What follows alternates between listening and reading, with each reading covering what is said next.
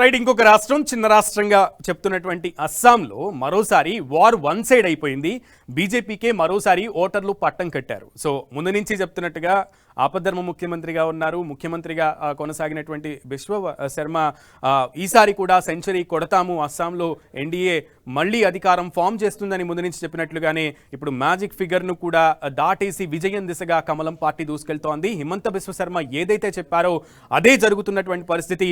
101 నియోజకవర్గాల్లో హిమంత బిశ్వ శర్మ నేతృత్వంలో అక్కడ స్థానిక బీజేపీ పార్టీ లీడ్లో ముందుకు కొనసాగుతోంది.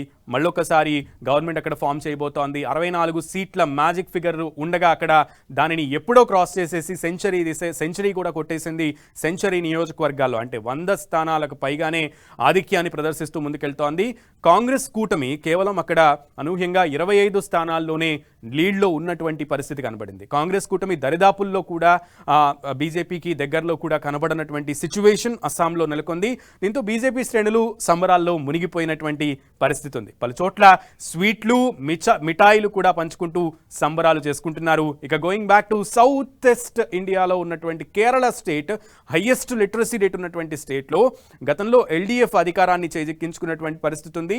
అయితే ఎల్డీఎఫ్కి మరొకసారి పట్టం కడతారా కేరళ ప్రజలు అంటూ కూడా అటు ఎల్డీఎఫ్ చాలా విశ్వ ప్రయత్నాలు చేసింది. కానీ కేరళలో యూడీఎఫ్ జయకేతనం ఎగరవేస్తోంది. 90కి పైగా స్థానాల్లో యూడీఎఫ్ కూటమి లీడ్లో ఉంది. మనం చూసాం ప్రచార పర్వంలో ఆరోపణలు ప్రత్యారోపణలు. ఇటు ముఖ్యమంత్రి రేవంత్ రెడ్డి కూడా అక్కడికి వెళ్ళి ప్రచారం చేయడం జరిగింది. ఆ ప్రచారంలో కూడా ఎల్డీఎఫ్ నేతల మీద ముఖ్యంగా సీఎం పినరయి విజయన్ మీద ప్రతి సవాళ్లు విసురుకున్నటువంటి పరిస్థితి ఉంది. సో ఎల్డీఎఫ్ అధికారం కోల్పోతుంది, యూడీఎఫ్కే ప్రజలు పట్టం కడతారని ప్రచారాల్లో ఉన్నటువంటి పాల్గొన్నటువంటి కాంగ్రెస్ నేతలు ముఖ్యంగా రేవంత్ రెడ్డి కూడా ధీమాను వ్యక్తం చేస్తూ సవాళ్లు విసిరినటువంటి పరిస్థితి ఉంది కేరళంకి వెళ్ళి. సో 42 స్థానాల్లో మాత్రమే ఎల్డీఎఫ్ లీడ్లో ఉంది. వెనకంజులో ముఖ్యమంత్రిగా పోటీ చేసినటువంటి పినరయి విజయన్ అక్కడ వెనకంజులో ఉన్నారు. ముఖ్యమంత్రిగా ఉన్నటువంటి వ్యక్తి అక్కడ పోటీ చేసినటువంటి తన నియోజకవర్గంలో వెనకంజులో ఉండటం ఇక్కడ మనం ప్రత్యేకంగా చెప్పుకోవాల్సినటువంటి పరిస్థితి. ఇక 3వ స్థానానికి ముందు నుంచి అనుకుంటున్నట్లుగానే బీజేపీ ఈసారైనా కేరళలో తన ప్లేస్ ని పదిలం చేసుకుంటుంది లేదా కొంత ఉనికిని చాటుకుంటుంది అనుకున్నప్పటికీ కూడా కేవలం 2 స్థానాల్లో మాత్రమే బీజేపీ ముందంజలో ఉన్నటువంటి పరిస్థితి ఉంది. ఇక పుదుచ్చేరిలో కూడా ఎన్డీఏ తన కేంద్రపాలిత ప్రాంతమైనటువంటి పుదుచ్చేరి 30 స్థానాలు మాత్రమే ఉంటుంది. అయితే 30 స్థానాల్లో కూడా ఎన్డీఏ ముందు నుంచి కూడా ఆధిక్యాన్ని ప్రదర్శిస్తూ కూటమి విజయం దిశగా ప్రభంజనం సృష్టిస్తోంది. మొత్తం 30 స్థానాలు ఉన్న అటువంటి ఆ నియోజకవర్గంలో ఓట్ల లెక్కింపు ప్రారంభం నుంచి కూడా అంటే ఫ్రమ్ ద బిగినింగ్ ఉదయం నుంచి ఎన్డీఏ కూటమి తన ఆధిక్యాన్ని ప్రదర్శిస్తూ వస్తోంది.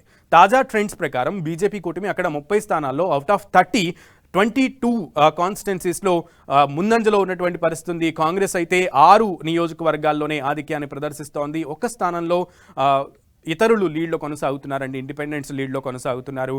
సో ఇలా 5 రాష్ట్రాల్లో వస్తున్నటువంటి ఫలితాలు అయితే ప్రజల యొక్క తీర్పు ఏ రకంగా ఉందనేది అయితే ఈపాటికే ఒక క్లారిటీ వచ్చింది. కానీ తమిళనాడులో విజయం రావడానికి అంటే విజయం ఎవరు దక్కబోతోంది అండ్ అధికారాన్ని ఎవరు చేజిక్కించుకోబోతున్నారు క్లియర్ కట్గా ఇంకా వాళ్ళకి ఒక మార్క్ రాలేదు. కాబట్టి మ్యాజిక్ ఫిగర్ ఎవరు చేరుకుంటారంటే టీవీకే పార్టీకి అవకాశం ఉంది. మరి చేరుకుంటుందా లేదా అనేది అయితే ఈవినింగ్ లోపు ఒక క్లారిటీ వచ్చే అవకాశం